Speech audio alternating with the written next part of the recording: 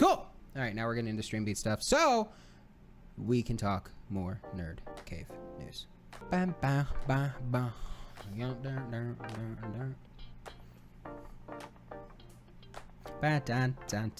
Okay, what do we got in gaming news? Let's see. Microsoft and Activision Blizzard, the FTC, could approve the acquisition in August. I assume they were already put together. All right, so apparently they're sending documentation to the FTC. Good. The federal process is working. $68.7 billion. That's just kind of insane. So yeah, that's kind of self-explanatory. That won't happen until later this year. Boo-hoo. Sony has completed its $3.7 billion deal to acquire Bungie and welcome it into the PlayStation family. So, Sony and PlayStation acquire Bungie. What does that mean? Probably, number one, that Bungie and or Bungie games, specifically Destiny, is probably going to become a PlayStation exclusive, which I guess is neat. Not for anybody who doesn't. The question comes is like, is cross-platform going to die? And I feel like a lot of developers are very anti not cross-platform anymore, meaning that they always want to try and create for as many platforms as possible because obviously more money for them. They realize very quickly on into the cross-platform debate with games like GTA 5 and other things that obviously having as many possible player bases as possible is a good thing. So the question is Bungie going to become essentially a PlayStation exclusive? Are things like Destiny going to become PlayStation exclusives? I don't think Destiny is ever going to be. Like, if they come out with new DLC or if they come out with a Destiny 3, I don't think there's any chance, any shot that it's going to become a Sony PS4 or PS5 exclusive, just because the game already has so many fans that are cross-platform. So it wouldn't make sense for Bungie to do that. The question is, will it? Anyway. PC market experiences sharpest decline in 9 years. All right, let's take a read. The PC market has experienced its sharpest decline in 9 years during Q2 of 2022, according to the latest report from research firm Gartner. As reported by Eurogamer, PC shipments declined 12.6% during Q2 2022 compared to the same period last year, for a total of 72 million units shipped.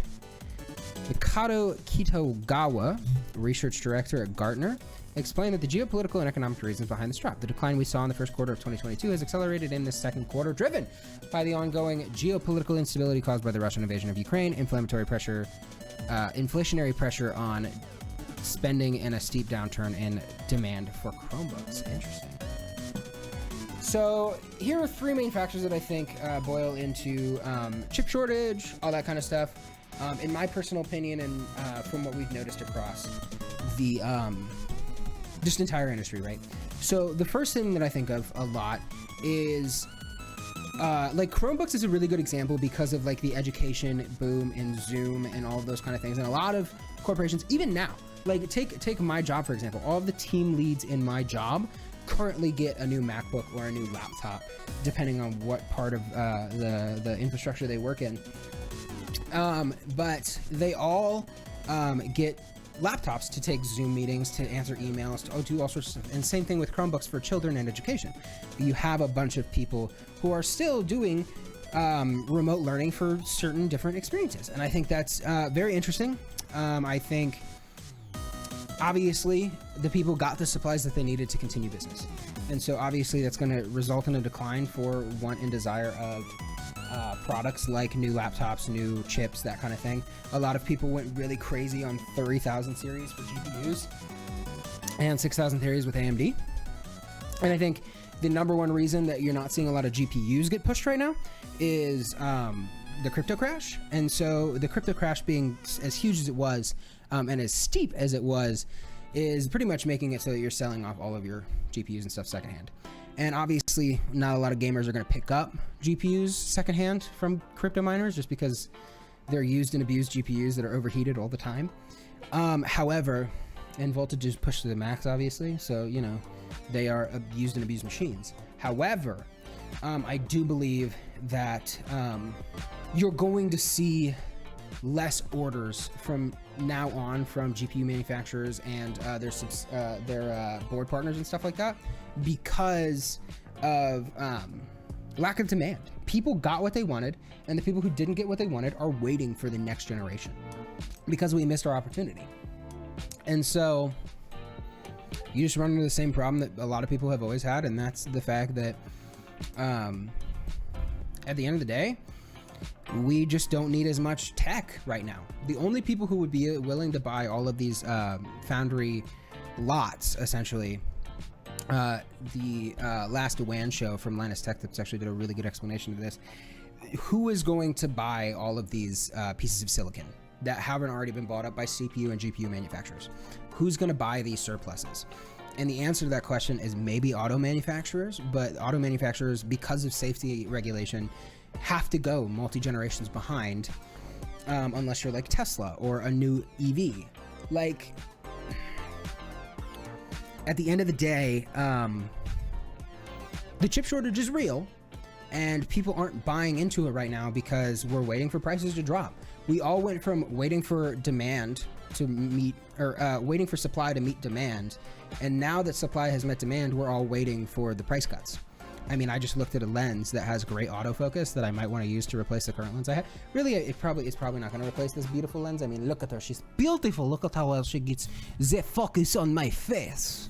Long story short, the chip shortage is going to continue to affect manufacturers, not from being able to achieve supply, but being able to sell that supply and re-increase demand to meet said supply. So I think that's the big issue now. If you guys have questions on that, obviously throw them in the chat down below.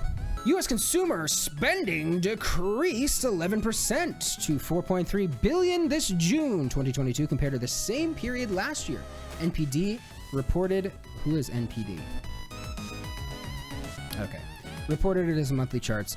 Analyst Matt Pisticott noted a growth in subscription spending, but it could not offset declines in other areas of content spending where hardware and accessory spending also have dropped. So overall, the spending is dropping. Looking at the charts, Elden Ring took top spot once again. Interesting. I love that Mario Strikers was that high. I don't really like MLB The Show, but sure. I love how Mario Kart 8 is still fucking crushing sales. And that's probably still because it's partnered, or it's bundled with Switches still, but that's hysterical. Love that people are still buying Minecraft. Probably, this would not surprise me if it's June or July's biggest selling game because of Techno, but you know, it's gotta beat, you know, a bunch of others. I love how this game weirdly got higher from being like crazy. Vanguard still in the top 11. Legends Arceus still crushing it. Interesting. Anyway, it makes sense that game spending is going down. It really doesn't, though. It should be summer, and games should be increasing. I wonder why game spending. I mean, there aren't a lot of like crazy titles, I feel like, because a lot of games are coming out in November. But the people who want those games are going to buy those in early year. I wonder why this year is worse than last year, though. Probably because there were just like better titles last year, frankly. And a lot of games came out in November that everybody was excited about, and not a lot of games came out at the beginning of the year. I think, obviously we go through cycles of what games people are actually interested versus what games people actually play. Like, Minecraft is always going to be at the top of that list, even though that game came out in, what, 2013, 14? So, you know, it's one of those things which you're always going to see games that don't inherently, you know, make a lot of sense because of relevancy are just getting way more sales. You're gonna see fucking Mario Strikers be fucking decimated by next month probably, because like a lot of people are excited for this game. It's great because I love Mario Strikers, but it's not gonna be relevant next month. As in, people are already playing it, not purchasing it. But Minecraft will always be relevant. Mario Kart 8 will always be relevant. Elden Ring is kind of still relevant somehow. So that's just how it be. So it's the current state of gaming. I find it very interesting that they've got like all these mid-year charts. Sony's announced a brand new loyalty program called PlayStation Stars. For those wondering what is this and how it works, here's everything you need to know. In layman's terms, PlayStation Stars is a new and upcoming loyalty program which, as per Sony, celebrates you, the player, and for being this ever-growing gaming journey. With the company, this program is comparable to Xbox Game Pass Quest system or Nintendo's Platinum Point system, where players earn points simply by playing games. Today, I'm pleased to reveal PlayStation Stars, a brand new loyalty program that celebrates you, the player, for being this ever-growing gaming journey with us. PlayStation Stars will be free to join when it launches later this year. Once you become a member, you will earn rewards by completing a variety of campaigns and activities. Our monthly check-in campaign simply requires you to play any game to receive an award, while other campaigns require you to win tournaments, earn specific trophies, or even be the first player to platinum a blockbuster title in your own local time zone. All PlayStation Star members must have the opportunity to earn loyalty points. Points can be redeemed in a catalog that may include PSN wallet funds or select PlayStation Store products. This is good. I think this is generally a decent thing. So creating reward systems, like look at the entire premise of like the channel achievement hunters, right? Everybody in the gaming industry loves like making achievements or like earning things because of games played. The whole problem that we have with microtransactions now and pay-to-win games is the fact that it doesn't require any skill. Gamers used to be very intent on developing skills of a certain game. You see this in Smash tournaments, you see this in the MLG everywhere. But you're not seeing that at like the basic level anymore. Nobody's going to LANs anymore because they were the quickest to get a time trial in this certain Mario game, or they were this for this. Like nobody's like competing for titles anymore. Nobody's trying to get awards. Nobody's trying to get achievements. Like the whole point of gaming should be to be better at the game than you were yesterday, and to adventure more. Like if it's a story-based game, adventure more in the game and learn more about the story of the game. And PlayStation is rewarding you for doing that and then giving you funds to purchase little knickknacks or whatever in the PlayStation Store, which can help you get further into their brand, which I understand. But it gives you literal monetary value for, you know, playing video games, which I think is kind of, it's neat. It's a good rewards program, just like, you know, the GameStop reward program giving you Game Informer and giving you like exclusives. Like I'm able to put down money on my GameStop account. I just literally reserved, what game did I reserve? Pokemon Scarlet. I like red better than purple, but I look better in purple. I don't get it. Long story short, I think it's a good thing. I think if Xbox came out with the same thing, I think Steam has an achievement system already that's pretty well robust. I think it's a pretty good thing. It's gonna be in the news and it's gonna be relevant, so I have to talk about it. Okay. Elon Musk. This is The Verge, folks. Elon Musk said we should see Steam running on Tesla soon. Tesla apparently looking to expand its collection of in-car games by adding Steam. In a reply to a tweet, Tesla CEO Elon Musk said that the company is making progress with Steam integration and that we can expect a demo probably next month. Tesla has already offered a number of games through the built-in Tesla Arcade, like Cuphead and Sonic the Hedgehog 1, but adding Steam's digital storefront would give users access to a whole lot more. We still don't know if the integration will go so far to allow make purchases on Steam while sitting in their cars, or if there will be any games Tesla can't support. I can't imagine that there are going to be a lot of fucking support for a lot of games. AMD Ryzen processor. The newer Model S come outfitted with an AMD Ryzen processor and a discrete AMD RDNA 2 GPU, but a potential Steam integration could be an indication that Tesla's inching closer to its goal. So, I mean, they have the processing power, but the question is how well can you integrate to a fucking car? And the other question is, why is this needed? Like, Tesla itself is bringing awareness to the electric vehicle realm, which I am approving of because it is better for the environment. But Musk and Tesla as a whole are becoming a toxic environment for just everything else.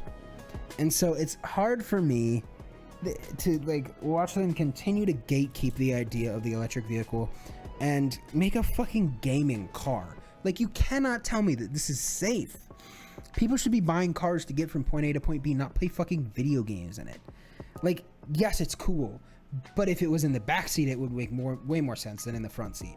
Like that giant, like if you had 2 panels on the back of the front seats of the car and kids could play games in the back, like that was one of my greatest memories growing up as a kid. We put a fucking CRT in the back of my grandpa's van, and we were able to run it because it had like 24 volt power or whatever the fuck coming out of it, so we could run the TV and our GameCube at the time.